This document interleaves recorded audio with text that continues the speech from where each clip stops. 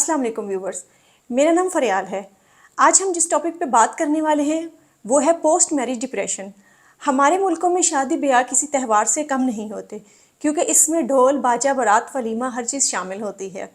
इस सब के बावजूद मैं अगर ये कहूँ कि ख़वातीन ख़ास किस्म के डिप्रेशन का शिकार रहती हैं तो ये बात झूठ नहीं होगी। इस ख़ास किस्म के डिप्रेशन को पोस्ट मैरिज डिप्रेशन के नाम से जाना जाता है। हमारे एशियाई ममालिक में शादी को एक पूरी लाइफ से जोड़ दिया जाता है, जिसमें लड़की के ऊपर एक अंडरस्टैंडिंग की जिम्मेदारियां होती हैं और उसकी आज़ादी ख़त्म हो जाती है, जिसके बाद वो अफसुर्दगी का शिकार रहने लग जाती है। असल में पोस्ट मैरिज डिप्रेशन है क्या, माहिरीन की नज़र में जानते हैं। माहिरीन ये कहते हैं कि पोस्ट मैरिज डिप्रेशन आम नहीं होता। शादी के बाद डिप्रेशन होना, चिड़चिड़ापन रहना, अफसुर्दगी होना, बात बात पे रोने को दिल करना, नींद पूरी ना होना या ज़रूरत से ज़्यादा सोना, थकन, खालीपन, दिल ना लगना या इनमें से किसी किस्म के सिम्टम हों तो हम उसको पोस्ट मैरिज डिप्रेशन की अलामत कह सकते हैं।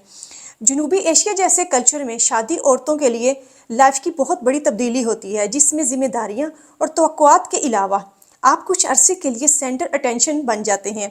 ये हर किसी की नज़र आप पर होती है।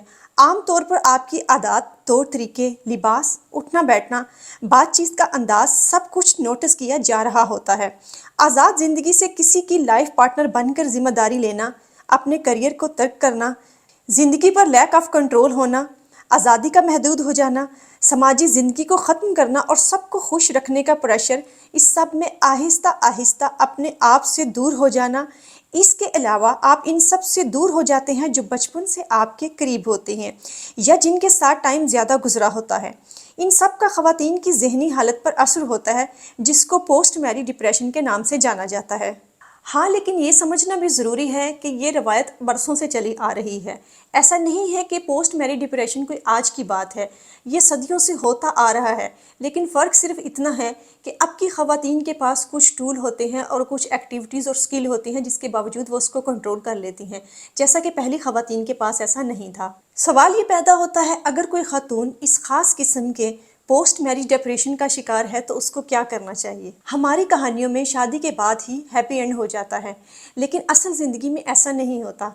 असल ज़िंदगी में आपकी ज़िम्मेदारियां शादी के बाद स्टार्ट होती हैं और आपकी एक नई लाइफ का आगाज़ उस ज़िंदगी से होता है, जिसमें आप चाहें तो आप मोटिवेट हो सकते हैं और अगर आप चाहें तो पोस्ट मैरिज डिप्रेशन का शिकार हो सकते हैं। इसको किस तरीके से ओवरकम किया जा सकता है, वो ऐसे ही हो सकता है कि हम एक दूसरे को अंडरस्टैंड करें, एक दूसरे की रिस्पॉन्सिबिलिटी को समझें, एक दूसरे को सपोर्ट करें और एक दूसरे का हर तौर पे साथ दें। Thank you so much. उम्मीद है आपको मेरी वीडियो पसंद आई होगी। अगर आपको अच्छी लगी तो अपने प्यारों से ज़रूर शेयर कीजिएगा।